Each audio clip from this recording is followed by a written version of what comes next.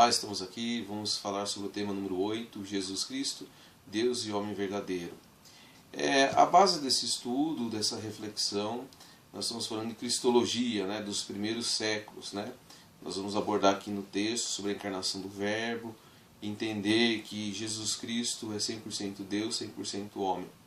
Hoje, para nós é muito simples nós falarmos, né, nós escrevermos ou lermos sobre essa questão da cristologia, né, entendendo que Jesus é 100% Deus, 100% homem.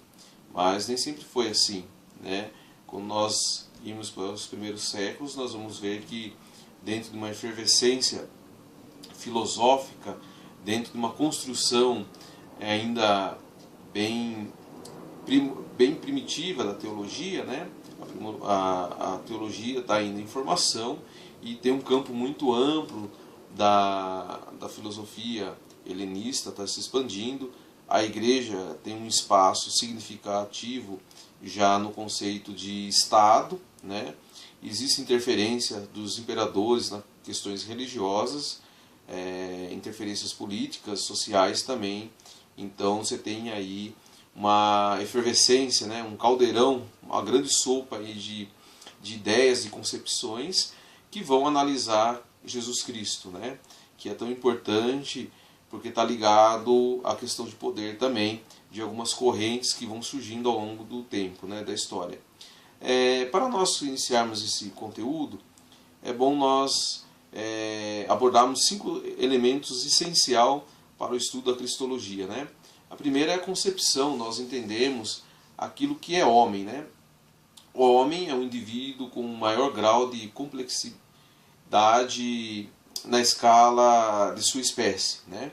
Então, é um indivíduo com maior grau de complexidade dentro da sua espécie. Né? O homem é dotado dessa complexibilidade que se desenvolve por si só na nossa característica. Então, nós somos seres complexos, né? Não somos seres tão simples. Né? A questão de pessoa, né? A pessoa é uma concepção filosófica também, que vai abordar que o ser humano em seus aspectos, né? Biológico, espiritual e social. Né? Ele então tem essas 3 dimensões, a questão da pessoa. Encarnação, como o mistério pelo qual Deus se fez homem. Verbo, né? Essa palavra aqui designa ação, estado, qualidade ou existência. E também verdade, né? Conformidade com o real, princípio certo. Então esses 5 elementos, homem, verbo, verdade, encarnação e pessoa, são a base para o entendimento da cristologia. É a base. Né? O cerne é o próprio Cristo, né? É o estudo de Cristo. Mas eles são bases são elementos que vão ser trabalhados ao longo dessa discussão. Bem, como no princípio, quando os cristãos saindo de Jerusalém e da Palestina, indo evangelizar outras regiões do mundo, culturas gregos latinas, foi necessário cada vez mais adaptar o querigma de fé, né, às novas realidades. Então, quando eles saíram daquele conceito que eles tinham de região de evangelização, houve uma necessidade de se adaptar a essas realidades. Mas como compreender Jesus do 2º e 3º século? Né? Como entender isso dentro de um conceito de expansão da própria igreja? Então, no 1º século, após os escritos do Novo Testamento, até o chamado período niceno, surgiram grandes correntes, né? Que são divididas em 4. São as 4 principais que a gente vai abordar. A primeira delas se discute e se contestava a divindade de Jesus.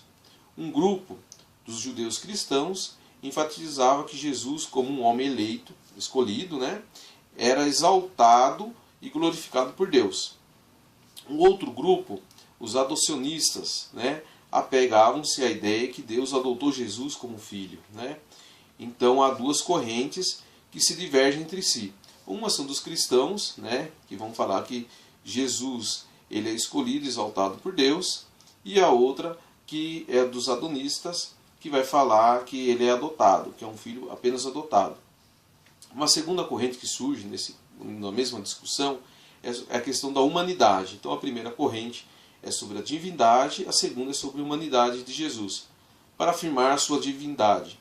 Para esses, os docetas, né, eles tinham como concepção que o eão celestial Cristo teria se apossado de Jesus de Nazaré. Então era o divino se apossando do humano, né?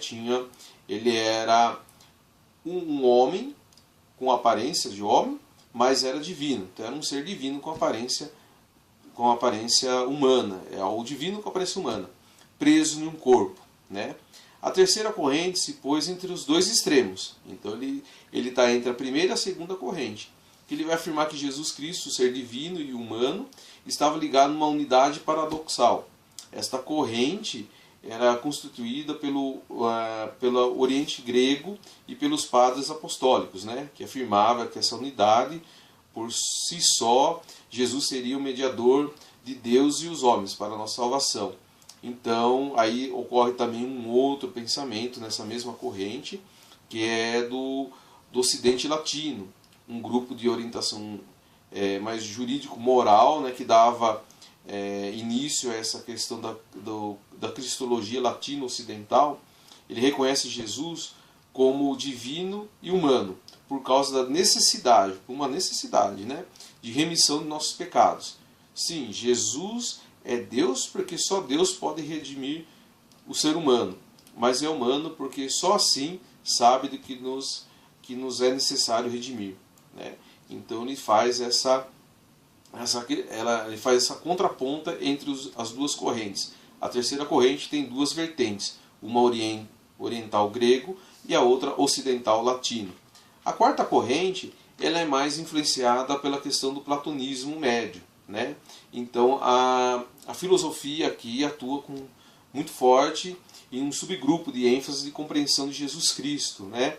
E ele vai entender como Logos, palavra do Pai. Então o Pai pronuncia para a nossa salvação a sua palavra, o Logos. O Logos está subordinado ao Pai. Então há uma subordinação ao Pai.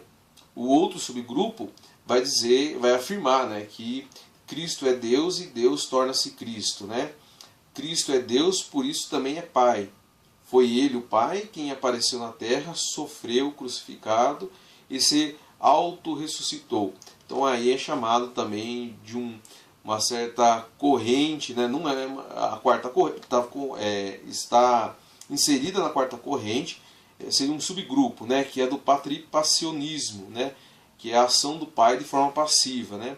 Todas essas questões criaram um estado de espírito tão agitado que o povo, além dos bispos e teólogos, não só discutiam os assuntos em locais públicos, mas também começou a tomar partido à medida que eles se aglutinavam. Então começou a ter a turma da primeira corrente, a turma da segunda corrente, a turma da terceira e da quarta corrente, assim, de forma sucessiva. E entre eles haviam grandes agitações públicas, né? Não só se discutia nesse aspecto em âmbito religioso, mas também eram discussões partidárias mesmo, né? Alguns tomavam como um partido. E eles começaram a desenvolver essas questões além da região paroquial, né? Se assim vamos para compreender nos dias de hoje. Se discutia nas esquinas, nas casas, nas ruas, né? Então em locais de aglomeração social se discutia essas quatro correntes, né? E dentro desse contexto, o que aconteceu? As questões foram se agravando, né? Com o aparecimento diário, em torno de 256 a 336, entra em atrito com seu bispo Alexandre, né, de Alexandria, e afirma que o Logos Cristo não pode ser da mesma substância do Pai. Então, já não bastasse a questão já efervescente que tinha na época, Ário também, que é um sacerdote, ele vai criar mais um problema, né, que vai questionar a substância do Pai. Deus não pode se transformar, diz Ário, e por isso Cristo só pode ser extra-divino. Ele se encarna sobre modificações, então ele vai alterar a concepção dele, né? Ele se encarna e sofre modificações, então ele não pode ser eterno, pois ele saiu daquela essência, né? Nesse caso, vai surgir outras questões, que ele é um filho adotado, não é igual a Deus, mas depende dele, né? a posição de Ario leva a uma consequência. Jesus não pode revelar o Pai, que é uma grande questão da teologia, né? Então ele vai criar uma questão, uma função. Jesus só tem uma função cosmológica, né? Ele não revela o Pai e a sua substância não vem dele. Com todo esse contexto que ocorreu na época, estamos falando aí de uma grande turbulência nesse período, né? Surge o Concílio de Nicéia, em 325, e que também vai gerar outras consequências. Cada concílio criado nesse período, ele resolve um problema e cria um outro, resolve um outro, cria um outro. Então um concílio vai resolvendo, solucionando alguns problemas e vai gerando outros, né? A discussão leva séculos para chegar hoje onde nós temos essa concepção. Então a situação teológica, inclusive política, complicou, né? Então o imperador Constantino é uma intervenção do Estado, do Império, não é uma intervenção papal, mas sim Constantino. Ele convoca o concílio, do qual participaram em torno de 348 pessoas, representadas dos 3 partidos, né? Os teólogos, né? Os políticos e a sociedade, né? É interessante ver que uma discussão dessa natureza envolve tantos interesses, né? As decisões de Nicéia, a mais importante é o credo niceno, né?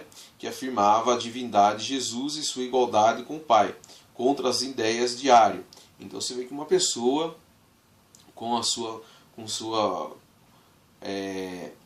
concepção daquilo que Cristo era, gera um concílio que é para debater essas ideias, né? A grande intenção do concílio foi realmente reafirmar a fé da redenção, né? A questão soteriológica, né?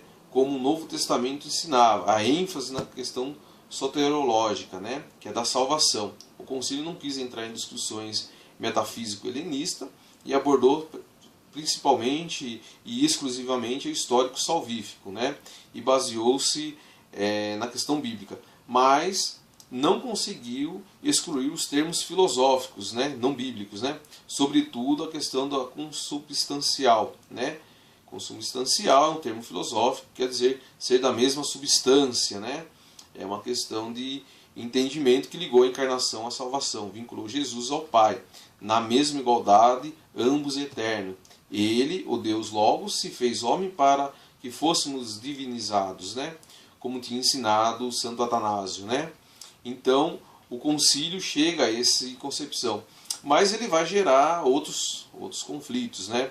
Ele vai a questão da semelhança, né? O bispo Atanásio vai discordar de forma pública e ele vai fazer uma solução mais correta, ele vai buscar um entendimento mais afinado.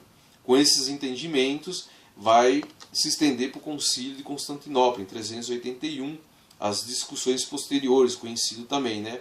Ao final, o Concílio de Constantinopla I estabeleceu um acordo, a substância chamada ousia de Deus é uma só, que se realiza em 3 expressões, a hipostasis, né? Que desse modo se poderia compreender de forma definitiva a divindade de Cristo junto a Deus Pai. Esse concílio tem importância porque foi dado o esclarecimento exclusivo de Nicéia. Então, esse concílio dá uma resposta no concílio anterior, que afirmava a divindade de Cristo, né? Mas só isso não bastava, né? Porque você acaba afirmava a questão da hipostase, que inclui a perfeita divindade e perfeita humanidade de Jesus. Quer dizer que há 2 naturezas, por motivo soteriológico, né? O concílio definiu esta verdade como dogma sobre Cristo homem e Deus, mas deixou algumas questões abertas, né? Foram propostos alguns esquemas de estudos, né? Que era o Logos Sarkis, né? Que é o verbo e corpo humano, e o Logos Anthropos, que é o verbo e o ser humano. Então um é verbo e corpo humano, outro é verbo e ser humano. Essa questão também vai ser debatido por muitos teólogos que vinham afirmando que o Logos logo Filho de Deus, era Deus mesmo, né? Havendo assim assumido a forma corpórea, sem alma, né? Sem pneuma de Jesus. Apolinário de Laodiceia, ele vai também sintetizar isso e de forma extrema, né? Ele vai afirmar que o Filho de Deus substituiu a alma lógica ou racional, espiritual do ser humano. para poder se encarnar. Ou seja, Deus, carne, Deus e a sarx, né? Deus e a carne produziram uma síntese, que é Cristo. Então esse modelo negava assim a verdadeira natureza humana, corpo e alma humana, né? Então você vê que eles vão tentando acertar, mas acabam gerando um outro aspecto, né? O esquema de logos antropos também é defendido, é um novo esquema da igreja oficial na época, que levantava novas perguntas e respostas. Os dois grupos muito influentes, cujas respostas são válidas, são duas escolas, a de Alexandria e de Antioquia, né? Elas vão abordar situações diferentes. A escola de Antioquia é da cristologia da distinção. Ele vai fazer uma distinção entre a especulação metafísica, né? Ela não vai abordar, não fazia especulações metafísicas, mas procurar compreender a partir das escrituras. Por isso, entendeu a divindade e a humanidade do Verbo encarnado como duas realidades distintas, mas não separadas, né? Já o Logos Filho Divino tinha a mesma experiência de Jesus de Nazaré, por causa do alto grau de sua santidade, né? Tinha vontade de Deus na sua máxima dedicação aos outros. A união entre as duas realidades cria uma singular e nova realidade que é Jesus Cristo, né? Verdadeiro homem, verdadeiro Deus. Essas dificuldades aconteceu com Nestório também, né? Que insistia na questão dos dois sujeitos distintos, né? Moralmente unidos. Porém, não se pode atribuir a divindade às outras paixões próprias humanas, né? Então ele vai dizer aqui para nós a consequência de tudo isso. Nos parece simples, mas envolve Maria também, né? Que Maria só poderia ser mãe do homem Jesus, antropótokos, né? Antropótokos, né? A palavra aí grega, né? Que vai dizer que era a mãe somente do homem, ou no máximo mãe de Cristo, Christotokos, né? Que era só de Cristo. Ou era só de Cristo ou é só de Jesus. E nunca poderia ser a Theotokos, né? Mãe de Deus. Tal posição e suas consequências, nós sabemos que essa tese levava a uma distinção verdadeira na separação. Maria era mãe de dois filhos, né? E me parece um pouco, hoje, logicamente, equivocada, né? Ou ela era mãe de Cristo ou de Jesus. Então ela se torna mãe de duas realidades distintas, mas nunca de Deus, né? A consequência do ser humano não podia ser salvo com essa consequência, né? Então ele não abordava essa questão a escola de Antioquia. Já a escola de Alexandria, que é a cristologia da unidade, né? A figura do maior destaque dessa escola é Cirilo de Alexandria, que, contrariando a cristologia anterior da distinção, ele propunha uma unidade. Depois dessa união não se pode mais dividir a natureza em Cristo. O Verbo encarnado não tem mais como separar aquilo que é Jesus e aquilo que é Deus, né? Ele consta em uma única situação. Portanto, o que nasceu do Pai e o que nasceu de Maria é o mesmo. Ele acaba resolvendo essa questão para nós. Mas nos parece que houve uma reação, né? Dentro dessas duas escolas, o conflito entre elas, que ocorre em 431 com o concílio de Éfeso, né? Então Éfeso vai tentar resolver esse conflito entre as duas escolas, né? E vai continuar a interpretação ainda autêntica de Nicéia. O concílio de Éfeso foi realizado em meio de muitas tensões e divergências, tanto teologais, políticas e sociais de novo, né? Então sempre vai haver o conflito desses três meios, né? Contudo, não estavam erradas as conclusões da escola de Antioquia e muito menos a escola de Alexandria, que se queria se impor uma sobre a outra e vice-versa, né, as ideias. Após muita discussão, houve um consenso entre eles, que ocorreu o decreto da União em 433. Né? Eu vou ler um trecho aqui para vocês, para que possa fazer parte desse caminho, dessa formação. O Senhor Jesus Cristo, Filho unigênito de Deus, gerado pelo Pai antes de todos os séculos, nascido de Maria, virgem segundo a humanidade, e por nós e para a nossa salvação, consubstancial ao Pai, é um só Cristo e um só Filho. Então esse tema ele vai parecer um consenso chamado decreto de união, onde que vai mesclar as duas escolas saindo um único texto, né? Dessa forma faz a distinção, mas pode afirmar união sem confusão entre as duas escolas. Mas isso também vai gerar depois um problema lá, né, na frente. Nesse contexto, Leão Magno enviou uma importante carta conhecida como Tomus Leonis, né, que vai falar sobre a questão do documento usado a linguagem dialética, né, que constrói os paralelos antitéticos, que nada mais quer dizer as propriedades divinas quanto humana. Então, a forma de traduzir os textos, de se entender as palavras, a linguagem, vai interferir também na questão do entendimento. Então, outro concílio é convocado para entender essa questão da pessoa de Jesus Cristo, né? O concílio de Calcedônia, 451, as dificuldades também eram inúmeras, né? As questões também foram terminológicas, né? É um concílio que vai debater a questão terminológicas, né? É um concílio mais técnico, né? Ele une o mesmo sujeito, ele vai trabalhar o modo inconfuso e imutável das coisas. Então vai criar isso, em cima disso nós vamos ver o credo de Calcedônia, que ele vai fazer uma comparação com o credo de Niceno. Ele vai fazer uma contraposição e vai, nos dois comparando, a palavra o mesmo, né? Tem um trecho que ele vai falar perfeito quanto a divindade e perfeito quanto a humanidade, verdadeiro Deus e o mesmo verdadeiro humano, de alma, racional e corpo. Então ele vai sempre contrapondo um credo com o outro, né? Usando esse termo, é o mesmo e, né? Que ele vai mostrar que os dois estão aí trabalhando de forma conjunta.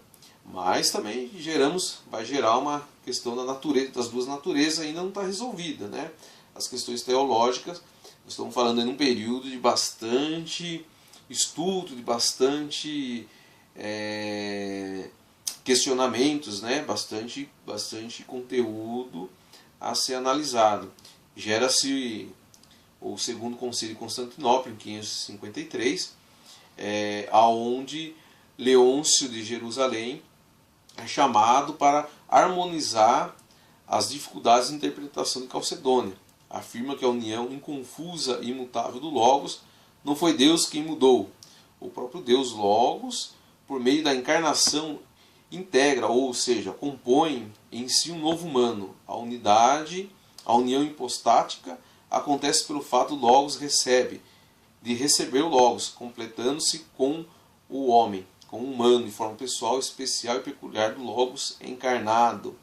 Então vocês veem aí que vai gerando um outro problema. Nosso Senhor Jesus Cristo crucificado na carne é uma da Trindade. Então aqui surge a questão também do Espírito Santo. Então é convocado novamente, a partir da conclusão de Constantinopla II, aparece a atuação do agir e energeia. É uma questão da vontade, telos. Então vai se discutir sobre a vontade de agir, né? Se há uma vontade única. Jesus age de forma como ele age. Um só agir, uma só vontade. Então se cria em Constantinopla, em 680 a 681, o terceiro concílio, que vai discutir o agir de Deus, né?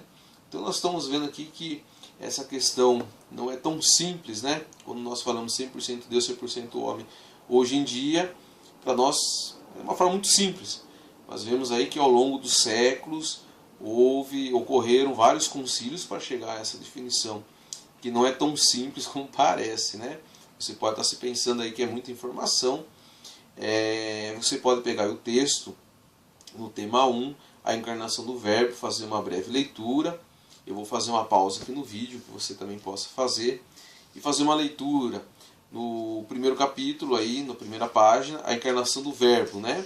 E depois nós vamos abordar, pode fazer também a segunda, nós vamos abordar agora a humanidade santíssima de Jesus Cristo, né? Então eu faço uma pausa e você faz essa leitura do seu texto e logo voltamos. Olá, estamos de volta. Vamos fazer um breve resumo para retomar os pontos até aqui abordados, né? existe um ditado, né, que diz que o humano assim só pode ser Deus mesmo, né?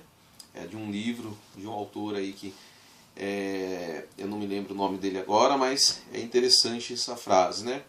Então vamos fazer alguns pontos aí para a gente retomar esse assunto. Então o primeiro ponto é duas grandes respostas, né? Assim podemos dizer. Deus se fez homem para que o homem se fizesse Deus. Escola de Alexandria, né? É um homem todo inteiro, foi assumido pelo Verbo eterno. Então é a escola de Antioquia. Depois nós temos o Concílio de Calcedônia, 451, estabeleceu uma forma quase perfeita para todas as questões, reconciliando as duas escolas. Então esse é um concílio de reconciliação da anterior, aonde vai falar sobre a dualidade, Deus e homem, e da unidade, uma só pessoa, sem separação, sem divisão, sem confusão, sincretização, nem mudança, né? Jesus é o homem que é Deus, e é o Deus que é homem. Aí vai abordar que Jesus é homem que se voltou totalmente para Deus e para os outros, né? Entendeu-se ser para todos, né? E partiu dos outros, né? Esvaziou-se para Deus na totalidade para se tornar humano totalmente. Quanto mais o homem se relaciona, ele sai de si, mais cresce em si mesmo e se torna homem. Quanto mais Jesus amava em Deus, mais Deus estava nele, né? Quanto mais homem Jesus estava em Deus, mais se divinizava. Quanto mais Deus estava em Jesus, mais se humanizava. Muito bonito isso, né? O agir, né? Jesus Cristo, de forma definitiva, se torna humano e Deus. Portanto, ele capta para si a condição de ser humano, concreto. Pela ressurreição, porém, surge a plenitude máxima do homem. Assim agora é Jesus, né? Ele alcança sua plenitude na ressurreição. As três grandes respostas e conclusões dos concílios, né, que chegam até nós, quem é ele realmente, né? Acho que essa é a grande pergunta. Quem é ele realmente, né? Então há três grandes linhas e respostas para esse questionamento, né? Que vai chegar à questão dogmática cristológica, né? Se no Novo Testamento é normativo para a fé, os dogmas da cristologia são integrativos da fé. Um normativa, outro integra, né? Todavia, quando nós pesquisarmos sobre cristologia, devemos naturalmente continuar pelo menos com duas razões, né? Devemos ter isso bem enraizado em nossa mente. Jesus Cristo é o Salvador de todos os povos e em todos os tempos. Por isso ele deve ser anunciado e explicado sempre, né? E a outra, a cristologia, é uma ciência que é levada em conta sobre normativa, né? Uma ciência normativa, neotestamentária e é constitutiva dogmática, né? Ela é dogmática de fé. Busca explicar a contemporaneidade, quem é Jesus, né? Então ele tem esses dois aspectos, explicativo e existe um dogma de fé que vai sendo criado ao longo desse processo, né? Então a linha teologal, à medida que se foi entendendo, distanciando do tempo, foi se compreendendo como Jesus era, né? O Salvador definitivo vindo de Deus. Por isso o Concílio de Nicéia afirmou, ele é verdadeiro Deus, da mesma natureza do Pai, né? Depois nós vamos entendendo ao longo da linha antropológica, né, que em relação à insistência sobre a divindade de Jesus, foi necessário também conhecer, recuperar sua humanidade. Por isso o Concílio de Constantinopla I também vai afirmar isso, que ele é verdadeiro homem. Então existe uma questão de divino, mas também de homem, a linha teologal e linha antropológica, né? Depois tem uma linha de síntese que faz a junção de tudo isso, que afirma que as duas afirmações estão corretas, tanto a linha teologal como a linha antropológica, né? Porém, sempre a mesma pessoa é discutida, né? Se era verdadeiro Deus ou verdadeiro homem, como poderia ser uma só pessoa, né? Então o Concílio de Nicéia vai nos ensinar que o Filho do Altíssimo, né, começou a ser humano desde o seio de Maria, o mistério da encarnação, e é divino desde da existência, né? Jesus Cristo é o verdadeiro Deus, o verdadeiro homem, né? Nesse campo, nós vamos abordando outros concílios que vai chegando à humanidade, a humanidade santíssima de Jesus Cristo, né? Lembrando sempre que a natureza humana foi assumida e não absorvida, né? Ele assume a condição humana, mas ele não absorve, ele não se esvazia da sua humanidade nem da sua divinidade, né? Que você possa aí utilizar o texto, né? É um texto muito rico que temos aqui em mãos, né? Sobre a questão da cristologia. É um tema muito abrangente, né? É um tema que nós temos que estudar bastante, mas fica aí essa explicação que eu pude compartilhar um pouco com vocês.